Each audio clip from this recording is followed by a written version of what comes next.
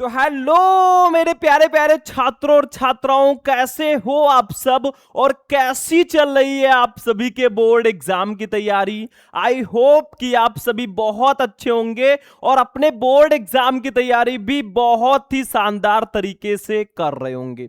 तो जितने भी हमारे स्टूडेंट इस बार हैं क्लास 12 में और जिनको 2027 बोर्ड में बायोलॉजी का पेपर देना है ना, उनके लिए आज का ये वीडियो सबसे ज्यादा इंपॉर्टेंट है। बहुत सारे हमारे स्टूडेंट कमेंट कर रहे थे, सर आपने जैसे फिजिक्स और केमिस्ट्री के इंपॉर्टेंट क्वेश्चन का मैराथन क्लास आप लेकर आए हैं ना, वैसे ही बायोलॉजी का भी एक ऐसा मैराथन क्लास लेकर आइए जिसमें पूरी बायोलॉजी एक ही वीडियो में कवर हो जाए। तो भैया आज मैं आपके लिए लेकर आया हूं क्लास 12 बायोलॉजी का 70 नंबर कंप्लीट करवाने वाला क्लास, यानी कि लगभग 1 घंटे की ये क्लास होगी। और अगर आपने ये पूरा क्लास शुरू से लेकर लास्ट तक देख लिया ना, तो बायोलॉजी समझ लीजिए आपके लिए आसान हो जाएगा, क्योंकि आज मैं पूरा बायोलॉजी एक ही वीडियो में फिनिश करने वाला हूं। पूरे YouTube पर आप देख लेना, ऐसा क्लास आपको कहीं नहीं मिलेगा। बहुविकल्पीय से लेकर विस्तृत उत्तरीय तक मैं सारे क्वेश्चन इस वीडियो में बताने वाला हूं। मेरा टारगेट है ना कि इस बार हमारे जो बायोलॉजी वाले स्टूडेंट हैं वो 70 में 70 बोर्ड एग्जाम में करके आए। अब जितना अच्छा लिख कर आओगे उतना अच्छा नंबर आपको मिलेगा। पूरा बायोलॉजी आज मैं कवर करवाऊंगा भैया। मैं 2-2 3-3 दिन बैठ करना, मैंने प्रीवियस ईयर पेपर और क्वेश्चन बैंक से ये सारे क्वेश्चन मैं आपके लिए ढूंढ कर लेकर आया हूं।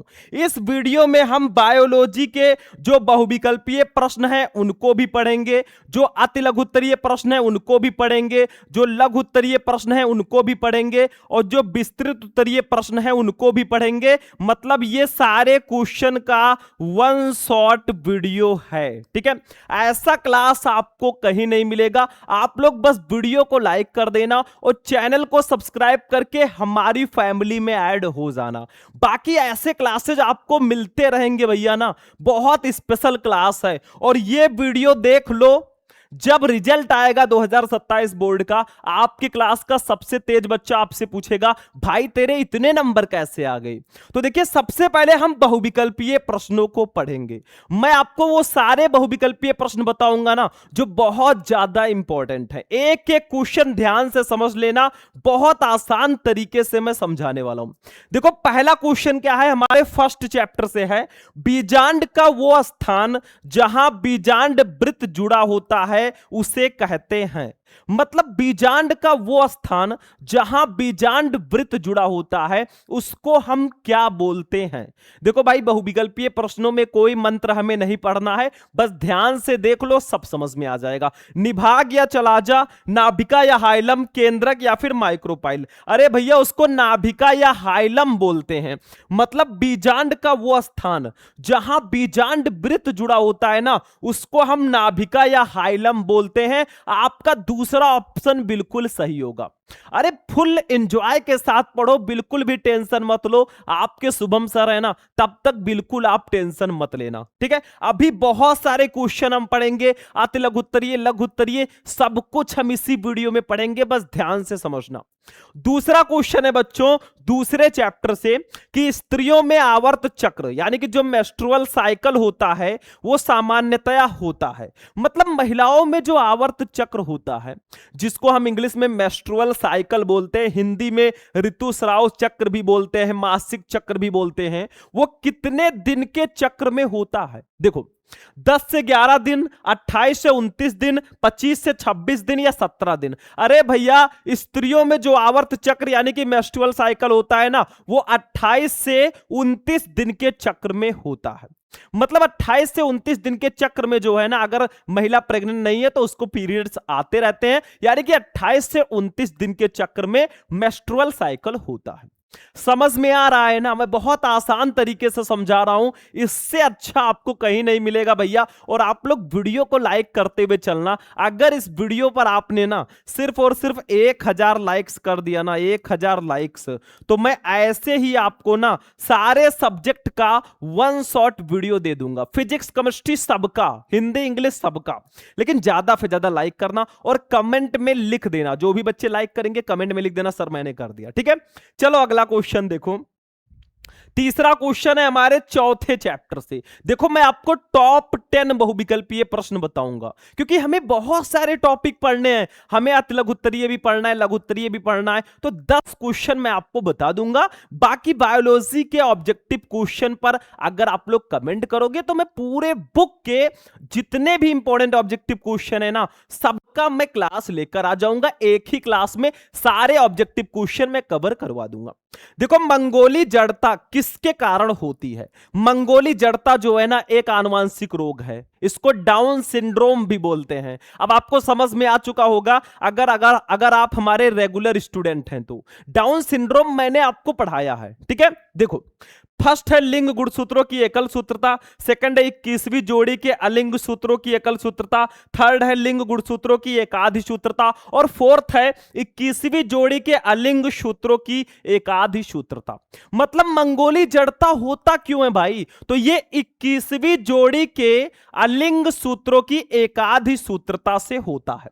मतलब हमारे अंदर टोटल कितने गुणसूत्र होते हैं पता है कि नहीं पता है भाई? टोटल 46 गुणसूत्र हमारे अंदर होते हैं। अगर जोड़ी की बात करें तो 23 जोड़ी गुणसूत्र हमारे अंदर पाए जाते हैं। अब अगर किसी को मंगोली जड़ता रोग हो गया है या फिर डाउन सिंड्रोम हो गया है ना, तो होता क्या है वो ध्यान से सुनो। देखो 21वां जोड़ा जो आपका होता है, 21वां जोड़ा, ठीक है, इसमें होगा क्या? 2 गुणसूत्र होना चाहिए। एक जोड़े में 2 ही गुणसूत्र होते हैं, लेकिन 21वें जोड़े में एक गुणसूत्र बढ़ जाता है। अब जब एक गुणसूत्र बढ़ जाएगा ना तो डाउन सिंड्रोम उत्पन्न हो जाएगा, यानी कि मंगोली जड़ता, ठीक है। तो 21वें जोड़ी के अलिंग सूत्रों की एकाधी सूत्रता से यह होता है, ठीक है। कौन? मंगोली जड़ता। और हमारे अंदर, मतलब हमारे अंदर नहीं, जिसको भी ये रोग होता है ना उसके अंदर 46 के जगह पर 47 गुणसूत्र हो जाता है। क्यों? क्योंकि 21वें जोड़े में एक बढ़ गया है, तो 46 के जगह 47 हो जाता है। समझ में आ रहा है ना? बहुत सिंपल है, कुछ नहीं करना है। चलो भैया फटाफट अगला क्वेश्चन देखो। चौथा क्वेश्चन देखो, आरएनए अणु में थायमीन का विस्थापन होता है। मतलब आरएनए में थायमीन के जगह पर क्या पाया जाता है? डीएनए में क्या पाया जाता है बताओ? डीएनए में एडेनिन, ग्वानिन, थायमीन और साइटोसिन, लेकिन आरएनए में थायमीन नहीं पाया जाता। तो थायमीन के जगह पर पाया क्या जाता है वो बता दो भाई, वही हमें बताना है। आरएनए और डीएनए का फुल फॉर्म तो पता है ना, डीएनए का डीऑक्सीराइबोस न्यूक्लिक एसिड, आरएनए का राइबोस न्यूक्लिक एसिड, सिंपल है, ठीक है। देखो आरएनए अणु में थायमीन का विस्थापन होता है ग्वानिन द्वारा, यूरेसिल द्वारा, साइटोसिन द्वारा या एडेनिन द्वारा। अरे भाई यूरेसिल द्वारा। आरएनए में क्या होता है? थायमीन के जगह पर यूरेसिल आ जाता है। मतलब इसमें भी एडेनिन, ग्वानिन और साइटोसिन पाया जाएगा, लेकिन इसमें थायमीन नहीं पाया जाएगा, यूरेसिल हो जाएगा। मतलब एडेनिन, ग्वानिन, साइटोसिन और यूरेसिल, ठीक है, 4 हो जाएंगे। और डीएनए में एडेनिन, ग्वानिन, थायमीन और साइटोसिन। समझ में आ रहा है ना? बायोलॉजी के स्टूडेंट हो, इतना आपको समझना चाहिए। मतलब बहुत आसान है, कुछ करना थोड़ी ना है, बस आप ध्यान से थोड़ा दिमाग लगाओ क्या कैसे होता है। बायो में दिमाग थोड़ा लगाना पड़ता है, समझ रहे हो ना? चलो भैया अगला क्वेश्चन देखो, 5 नंबर पे आ जाओ।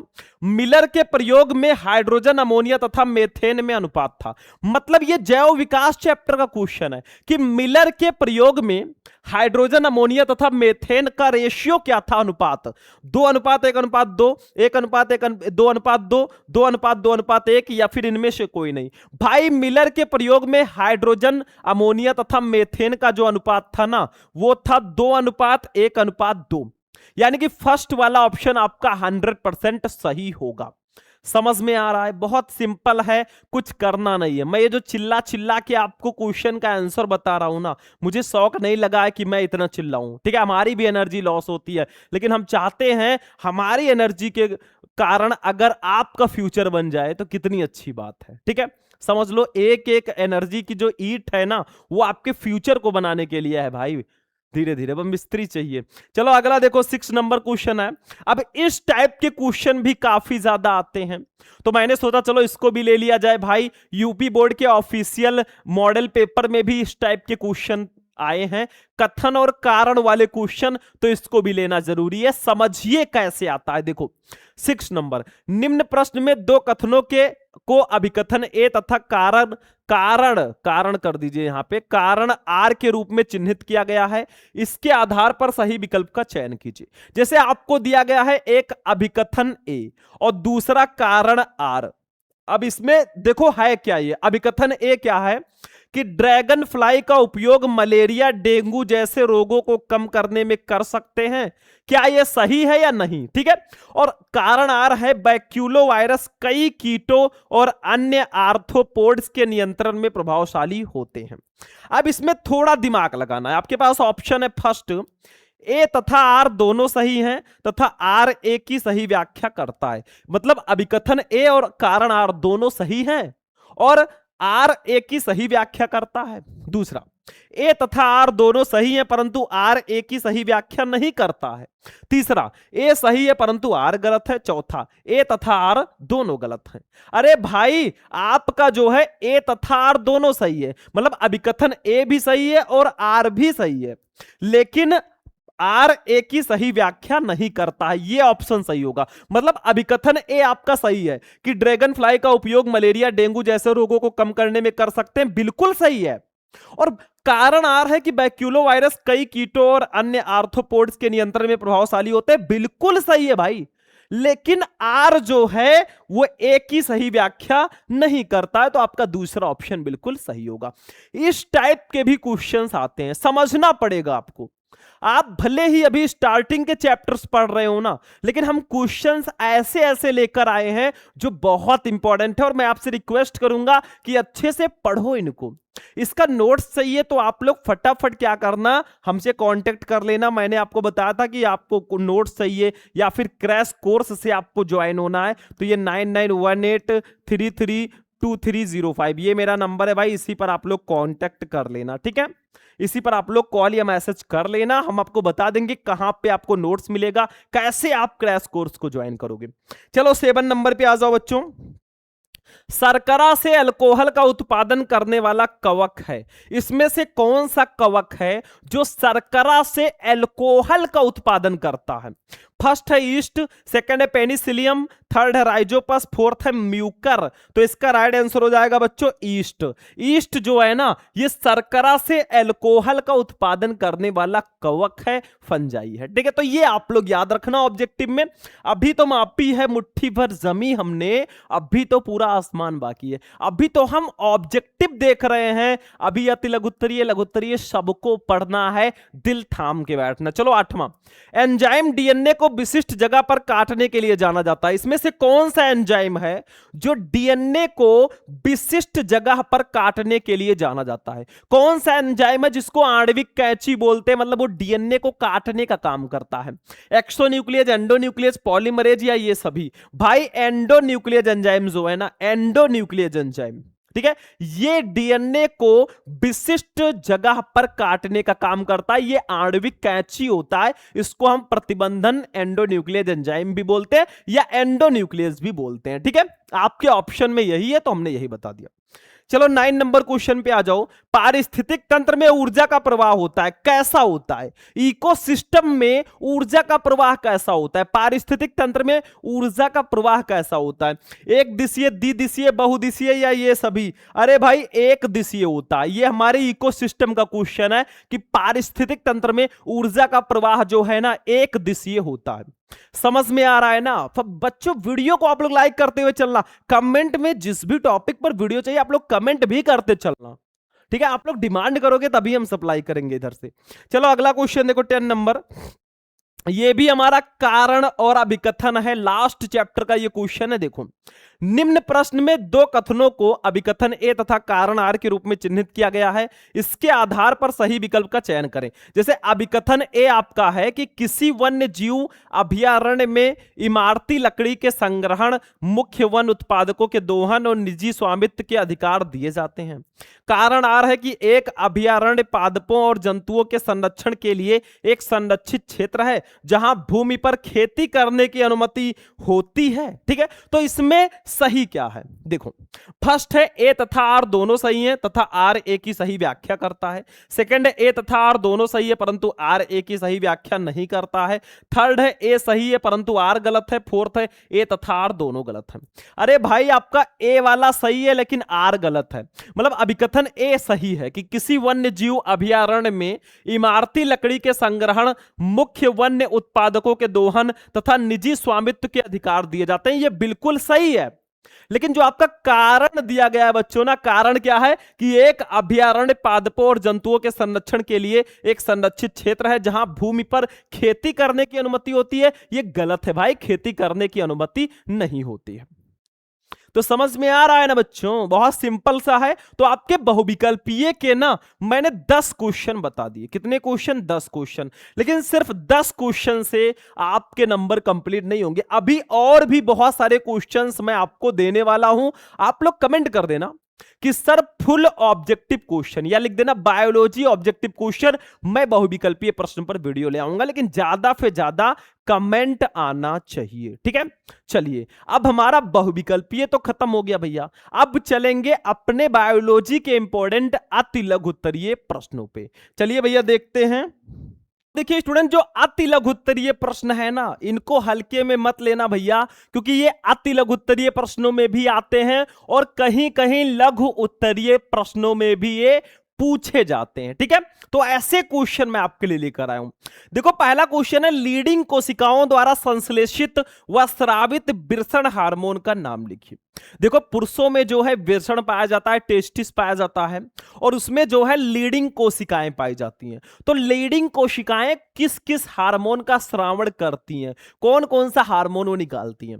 तो देखो भैया, लीडिंग कोशिकाएं ल्यूटिनाइजिंग हार्मोन के नियंत्रण में टेस्टोस्टेरोन एवं एंड्रोजन हार्मोन का स्रावण करती हैं। मतलब लीडिंग कोशिकाएं जो है ना, वो ल्यूटिनाइजिंग हार्मोन मतलब एलएच हार्मोन के नियंत्रण में टेस्टोस्टेरोन एवं एंड्रोजन हार्मोन का स्रावण करती हैं। टेस्टोस्टेरोन जो है काफी इंपॉर्टेंट हार्मोन है। आप देखते होंगे जब बच्चे बड़े होने लगते हैं ना, यंग होने लगते हैं, तो उनमें कुछ बदलाव आते हैं, वो सब टेस्टोस्टेरोन हार्मोन के ही कारण होता है। सब पता होगा आपको। चलो इसका स्क्रीनशॉट ले लो।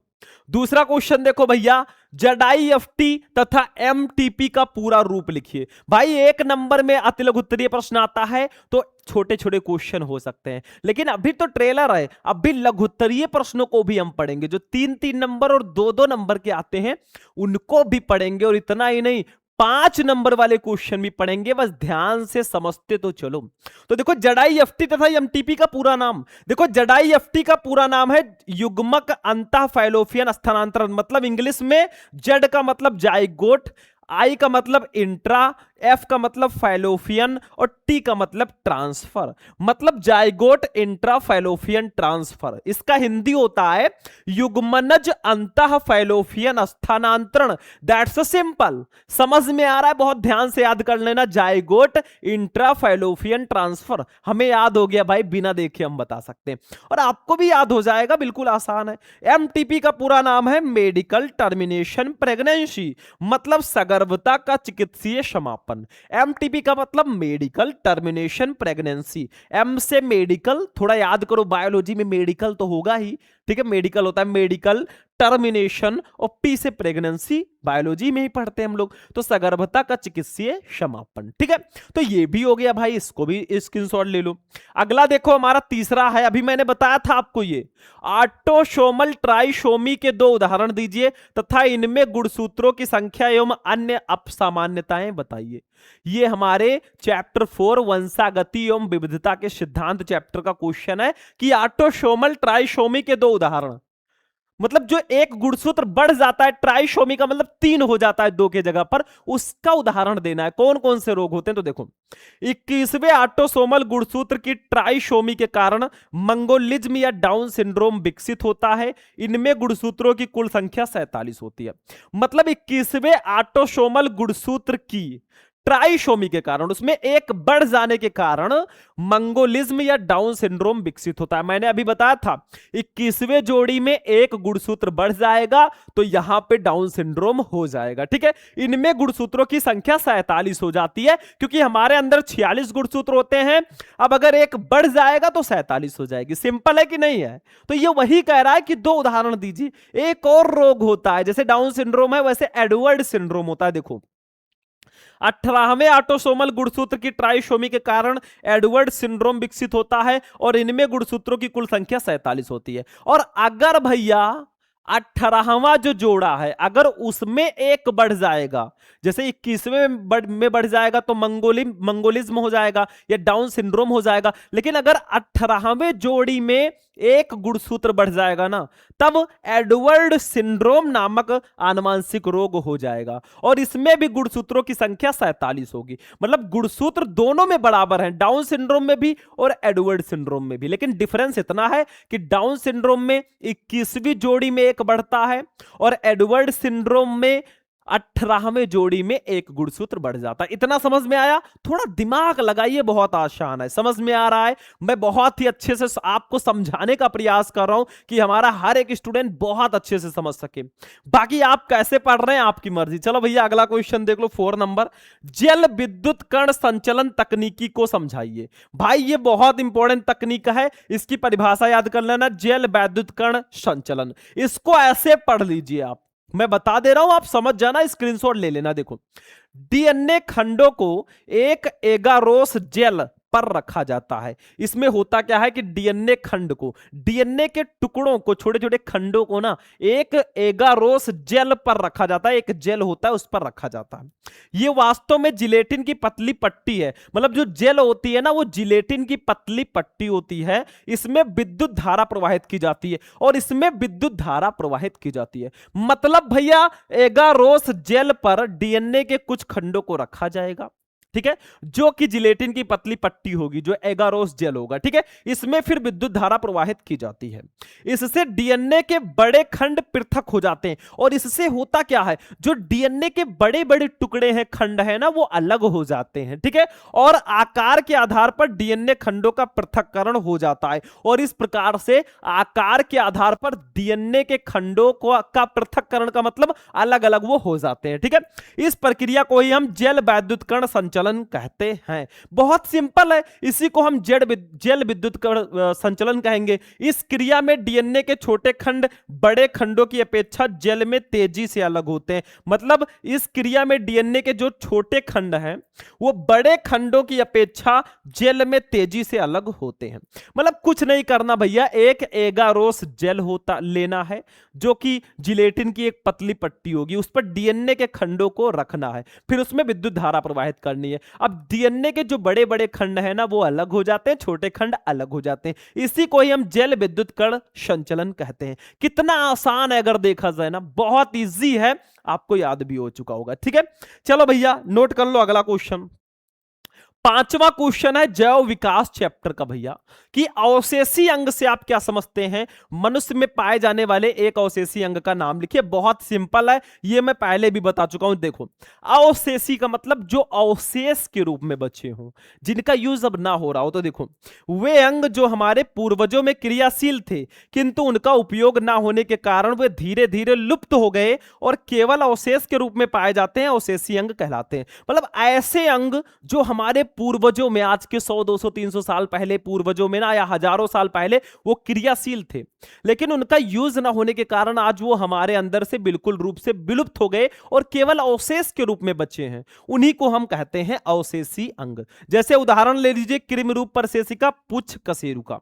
हमारे अंदर पुच्छ कशेरुका भी पाई जाती है अभी भी, और ऐसा कहा जाता है कि जो हमारे बहुत पहले के पूर्वज थे ना, उनमें पूंछ भी पाया जाता था। ठीक है, तो उसी का अवशेष अभी भी हमारे अंदर मौजूद है। ठीक है, प्रैक्टिकली मैं नहीं कर सकता। समझ में आ गया? तो ये भी क्वेश्चन चलो सिंपल है। चलो अगला देखो, 6 नंबर मानव स्वास्थ्य एवं रोग का क्वेश्चन है, काफी इंपॉर्टेंट है। देखो फाइलेरिया रोग के रोग जनक का जंतु वैज्ञानिक नाम लिखिए। फाइलेरिया रोग का जो रोग जनक है ना, उसका जंतु वैज्ञानिक नाम लिखना। देखो यह रोग एक निमेटोड बाउचेरिया ब्रैंकॉप्टी नामक परजीवी से होता है जो लसिका वाहिनियों में रहता है। मतलब यह रोग जो फाइलेरिया रोग है, ये एक निमेटोड होता है बाउचेरिया ब्रैंकॉप्टी, इसी परजीवी से होता है जो लसिका वाहिनियों में रहता है। बस हो गया, इतना ही लिख देना, ठीक है। अगला क्वेश्चन देखो, 1 नंबर में बहुत ज्यादा नहीं लिखना है भाई। और मैं ये कहूंगा जब आप बायोलॉजी का पेपर देना ना, पहले उन क्वेश्चंस को टारगेट करना जो लघु उत्तरीय और विस्तृत उत्तरीय हैं। बाकी तो एक एक नंबर के आते हैं, क्या दिक्कत है। चलो बायोगैस के उत्पादन में सूक्ष्म जीव की भूमिका पर टिप्पणी कीजिए। मानव कल्याण में सूक्ष्म जीव का यह क्वेश्चन है। देखो सूक्ष्म जीवों का प्रयोग ऊर्जा के स्रोतों के रूप में भी किया जा सकता है। बायोगैस एक प्रकार से गैसों का मिश्रण है जिसमें मुख्यतः मेथेन होता है, ठीक है, जो सूक्ष्मजीवी सक्रियता द्वारा उत्पन्न होती है। मतलब बायोगैस एक प्रकार से गैसों का मिश्रण है जिसमें मेनली मेथेन होता है, ठीक है, और यह सूक्ष्मजीवी सक्रियता द्वारा उत्पन्न होता है। गोबर में पादपों के सेलुलोजीय व्युत्पन्न प्रचुर मात्रा में होते हैं। गोबर में क्या होता है, पादपों यानी कि पौधों के जो सेलुलोजीय व्युत्पन्न होते हैं वो प्रचुर मात्रा में होते हैं। क्यों? क्योंकि जो हमारे गाय हैं या भैंस हैं वो क्या खाती हैं, वो चारे खाते हैं। अब चारे तो पेड़ पौधे ही हैं, ठीक है, तो उसमें सेलुलोज होगा ही होगा, ठीक, तो ये प्रचुर मात्रा में होता है। अतः इसका प्रयोग बायोगैस को पैदा करने में किया जाता है। गोबर का प्रयोग जो है ना बायोगैस को पैदा करने में किया जाता है। आज से कुछ वर्ष पहले अगर देखा जाए, आप अपने अंकल या पापा दादा से पूछेंगे ना तो बायोगैस के बारे में उनको पता होगा। इससे बिजली भी उत्पन्न की जाती है। देखो गोबर में मुख्य रूप से मिथेनोबैक्टीरियम पाया जाता है जो मेथेन का उत्पादन करते हैं। बायोगैस यानी कि जिसको हम गोबर गैस भी बोलते हैं, ठीक है, संयंत्र का उपयोग मुख्य रूप से गांवों में खाना बनाने एवं प्रकाश उत्पन्न करने में भी किया जाता है। मतलब बायोगैस यानी कि गोबर गैस संयंत्र का उपयोग मुख्य रूप से गांवों में खाना बनाने एवं प्रकाश उत्पन्न करने में भी किया जाता है। और आपको शायद पता नहीं होगा, हमने भी ना गोबर गैस से, मतलब गोबर को इकट्ठा कर लिया जाता थोड़ा सा, अब आप लोग नहीं मानेंगे, और उसमें क्या है, उससे बल्ब हमने भी जलाया है, बल्ब छोटे छोटे, ठीक है, तो ये चीज आप समझिएगा। तो ये होता है, मतलब पहले होता था। अब तो भाई लाइट आ रही है, बढ़िया इन्वर्टर लगा है, सब कुछ चल रहा है, हम पढ़ा रहे हैं, आप पढ़ रहे हैं, एंजॉय कर रहे हैं, बाकी क्या चाहिए जिंदगी के लिए। चलो अगला क्वेश्चन 8वां, आनुवांशिकी अभियांत्रिकी में उपयोगी किन्हीं 2 एंजाइमों के नाम लिखिए। भाई ये हमारे जैव प्रौद्योगिकी का क्वेश्चन है। देखो पहला एंजाइम है प्रतिबंधन एंडोन्यूक्लियस एंजाइम। इसका उपयोग कहां होता है, मैंने अभी बताया था डीएनए को काटने में। देखो प्रतिबंधन एंडोन्यूक्लियस एंजाइम को आणविक कैंची कहते हैं। ये डीएनए के भीतर विशिष्ट स्थलों पर ही डीएनए को काटता है। कौन? प्रतिबंधन एंडोन्यूक्लियस एंजाइम। दूसरा है डीएनए लाइगेज एंजाइम। इसका काम क्या है, ये एंजाइम डीएनए के खुले सिरों को जोड़ता है। मतलब ये काटने का काम करता है तो ये जोड़ने का, ठीक है, एक बनाता है तो एक बिगाड़ता है। देखो प्रतिबंधन एंडोन्यूक्लियस एंजाइम जो है ये डीएनए को टुकड़ों में काटने का काम करता है, और डीएनए लाइगेज जो है डीएनए के खुले सिरों को जोड़ने का काम करता है भाई, तो ये समझो। चलो अगला क्वेश्चन देखो अति लघु उत्तरीय में, बायोपायरेसी क्या है, बहुत इंपॉर्टेंट है, 2 नंबर में भी आता है और यहां तक कि 3 नंबर में भी। बायोपायरेसी क्या है, देखो बहुत सिंपल है। बायोपायरेसी मल्टीनेशनल कंपनियों व दूसरे संगठनों द्वारा किसी राष्ट्र या उससे संबंधित लोगों से बिना व्यवस्थित अनुमोदन व क्षतिपूरक के जैव संसाधनों का उपयोग करना बायोपायरेसी कहलाता है।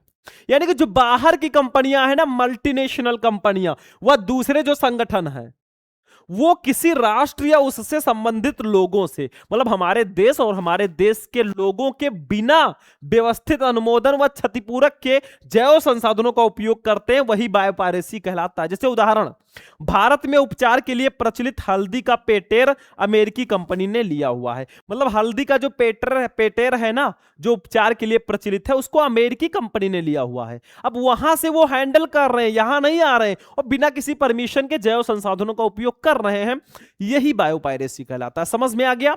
तो ये 9 नंबर अति लघु उत्तरीय प्रश्न था। अगला क्वेश्चन देख लो बच्चों, लास्ट अति लघु उत्तरीय प्रश्न। अति लघु उत्तरीय भी मैं आपको 10 बताऊंगा, फिर हम लघु उत्तरीय पढ़ेंगे, क्योंकि भाई बहुत ज्यादा लॉन्ग क्लास हो जाएगा, तो आप लोग बस देखते चलो, कुछ नहीं करना, ठीक है। देखो 10 नंबर, आर्किड पौधा आम के पेड़ की शाखा पर उग रहा है। आर्किड और आम के पेड़ के बीच पारस्परिक क्रिया का वर्णन आप कैसे करेंगे? आर्किड पौधा, आप आम के पौधे को देखते होंगे ना, तो आम के पौधे पर एक और पौधा लगा होता है जिसका कोई महत्व तो नहीं होता है और उसी पौधे में वो जुड़ा रहता है। ये एनसीईआरटी का क्वेश्चन है। देखो, आर्किड पौधा तथा आम के पेड़ की शाखा सहभोजिता प्रदर्शित करते हैं, मतलब इनके बीच जो परस्पर संबंध होता है ना, वो सहभोजिता का होता है। ये जीव एवं समष्टिया चैप्टर का क्वेश्चन है, बहुत इंपॉर्टेंट है। सहभोजिता होता है, होता क्या है? ये एक ऐसी पारस्परिक क्रिया है जिसमें एक जाति को लाभ होता है और दूसरी जाति को ना लाभ ना हानि होती है। मतलब सहभोजिता एक ऐसी क्रिया है ना जिसमें एक जाति को लाभ होता है और दूसरी जाति को ना लाभ होता है ना हानि। ठीक है, जैसे आम की शाखा पर अधिपादप के रूप में उगने वाले आर्किड को लाभ होता है, मतलब आर्किड पौधे को तो लाभ होगा, वो आम से पोषक तत्वों को प्राप्त करेगा, लेकिन आम के पेड़ को उससे कोई लाभ नहीं होता, मतलब आम के पेड़ को उससे कोई ना लाभ होगा ना हानि होगा। ठीक है, तो ये सहभोजिता दोनों प्रदर्शित करते हैं। इसका भी स्क्रीनशॉट ले लो, फिर हम चलेंगे लघुत्तरीय प्रश्नों पे। ठीक है, चलिए देखते हैं लघुत्तरीय प्रश्नों को। तो देखिए स्टूडेंट, लघुत्तरीय प्रश्नों में ना जो सबसे इंपॉर्टेंट क्वेश्चन है भाई, वो मैंने लिया है और ये डायरेक्टली 3-3 नंबर में आते हैं। आपको पता होगा भैया कि लघुत्तरीय प्रश्न 2-2 नंबर वाले 5 क्वेश्चन आएंगे 10 नंबर, और 3-3 नंबर वाले भैया 10 क्वेश्चन रहेंगे, सॉरी 3-3 नंबर वाले 12 क्वेश्चन रहेंगे 36 नंबर। यानी कि लघुत्तरीय प्रश्न बहुत इंपॉर्टेंट है और मैंने 3 नंबर वाले लघुत्तरीय प्रश्नों को यहां पर लिया है। देखो, पहला आनुवांशिक कूट क्या है, इसकी विशेषताएं लिखिए भाई। जेनेटिक कोड क्या होती है, बस समझो। आनुवांशिक कूट या जेनेटिक कोड, देखो आनुवांशिक कूट या जेनेटिक कोड डीएनए अणुओं में स्थित नाइट्रोजन क्षारकों का वो अनुक्रम है जिसमें प्रोटीन अणुओं के संश्लेषण के लिए संदेश निहित रहते हैं। मतलब आनुवांशिक कूट या जेनेटिक कोड जो है वो डीएनए अणुओं में स्थित जो नाइट्रोजन क्षारक होते हैं ना, जैसे एडेनिन, ग्वानिन, थाइमिन, साइटोसिन, उसका वो अनुक्रम है जिसमें प्रोटीन अणुओं के संश्लेषण के लिए संदेश जो है निहित होते हैं। ये भाई याद करना पड़ेगा, ये न्यूमेरिकल नहीं है कि मैं ऐसे लगा के बता दूंगा। ठीक है, ये समझना पड़ेगा आपको। अब इसमें देखो कोडान क्या होते हैं वो समझ लो। न्यूक्लियोटाइड के उस समूह को जिसमें किसी एक अमीनो अम्ल के लिए संदेश या कोड हो वो कोडान कहते हैं उसको। जैसे AUG, ये समारंभ कोडान है। ये जो कोडान होते हैं ना, ट्रिक के रूप में पाए जाते हैं 3-3, जैसे AUG आपका है। इसके बाद में देखो एंटी कोडान क्या होते हैं। टीआरएनए मतलब ट्रांसफर आरएनए जो है, इसमें उपस्थित उन 3 क्षारक समूहों जो एमआरएनए में उपस्थित कोडान का पूरक हो वो एंटी कोडान कहते हैं उसको। ठीक है, मतलब जो मैसेंजर आरएनए एमआरएनए में उपस्थित कोडान का पूरक हो वो एंटी कोडान कहलाते हैं। ये सब आपको लिखना होगा। तीसरा, त्रिक कोड यानी कि ट्रिपल कोड क्या होता है, बहुत ध्यान से समझना। देखो, गैमो एक वैज्ञानिक है, इन्होंने 3 अक्षरीय कोड की संभावना प्रकट की। डीएनए और आरएनए में कुल 4 न्यूक्लियोटाइड होते हैं और लगभग 20 अमीनो अम्लों के विन्यास का कोड इनके विन्यास पर आधारित होता है। डीएनए और आरएनए में 4 न्यूक्लियोटाइड होते हैं, मैंने बताया ही। डीएनए में adenine, guanine, thymine, cytosine. RNA में adenine, guanine, cytosine, uracil. Thymine नहीं होगा आरएनए में। ठीक है, अगर यह मान लिया जाए कि प्रत्येक कोड केवल एक न्यूक्लियोटाइड का बना होता तो कुल 4 कोड बनेंगे जो केवल 4 अमीनो अम्लों के विन्यास को नियंत्रित कर सकेंगे। तो ये नहीं हो पाएगा। अगर प्रत्येक कोड को 2 न्यूक्लियोटाइड का बना हुआ माना जाए तो 4 गुणे 4 केवल 16 कोड्स बनेंगे। ये भी 20 अमीनो अम्लों के लिए पर्याप्त नहीं है, स्क्रीनशॉट ले लेना। और 3 न्यूक्लियोटाइड्स के बने कोड यानी कि 4 गुणे 4 गुणे 4 64 कोड शब्द बनते हैं। ये 20 अमीनो अम्लों के लिए आवश्यकता से अधिक हो जाते हैं। अतः गैमो की 3 अक्षरीय कोड की संभावना बिल्कुल सही है। ठीक है, ये बिल्कुल सही है, इसीलिए त्रिक के रूप में पाए जाते हैं। अगला देखो, श्रृंखला का समारंभ एवं समापन करने वाले कोडान कौन से हैं। ये भैया 5 नंबर में भी क्वेश्चन आता है, तो इसको तो मिस करना भी मत। देखो, सिस्ट्रोन के प्रथम कोडान को समारंभ कोडान कहते हैं। ये पॉलीपेप्टाइड श्रृंखला के कोडित होने के संदेश को प्रारंभ करता है। अधिकतर श्रृंखलाओं में AUG समारंभ होता है। ज्यादातर कोडान में AUG जो है समारंभ कोडान होता है।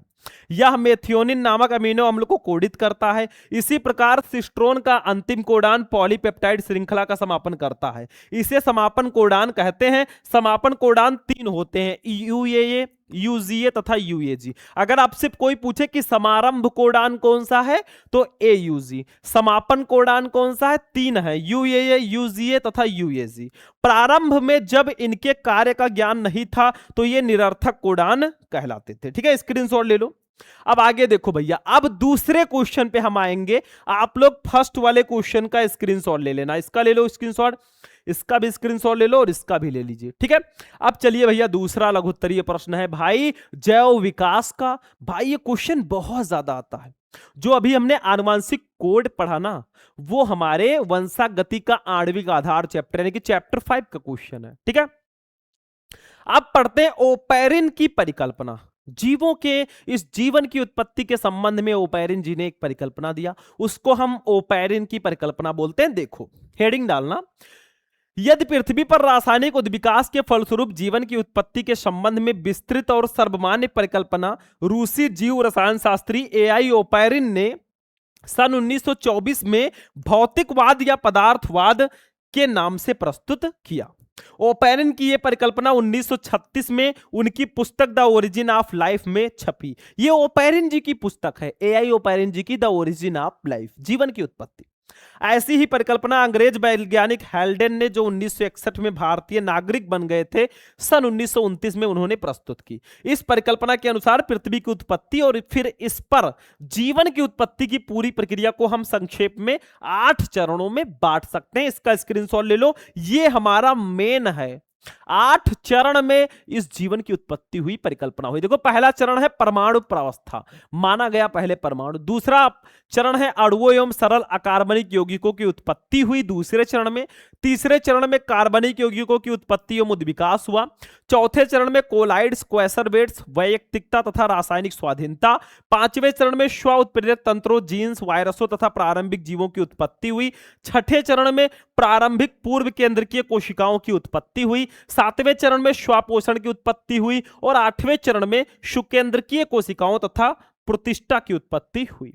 तो टोटल 8 चरणों में इस जीवन की उत्पत्ति को समझाया गया है इस परिकल्पना में। चलो स्क्रीनशॉट ले लो, इसका भी और इसका भी। ठीक है, बस हो गया। अगला क्वेश्चन जो हम लेंगे भाई ना, हमारे मानव स्वास्थ्य एवं रोग चैप्टर का क्वेश्चन है अमीबिएसिस। अमीबिएसिस हो जाता है कभी कभी किसी को, ठीक है, या पेचिस हम लोगों की भाषा में। ठीक, तो देखो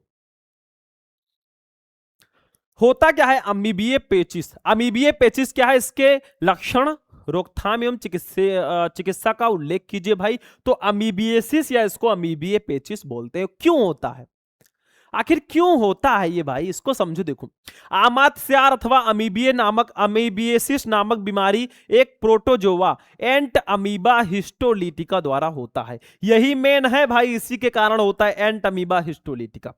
एंट अमीबा की ट्रोफोजाइट अवस्था बड़ी आंत में हिस्टोलाइटिक विकर स्रावित करके घाव पैदा कर देती है। मतलब एंट अमीबा की ट्रोफोजाइट अवस्था जो है ना, हमारी बड़ी आंत में हिस्टोलाइटिक विकर स्रावित करके घाव पैदा कर देती है। इन घावों से रक्त, म्यूकस आदि मल के साथ पेचिस के रूप में बाहर आता है।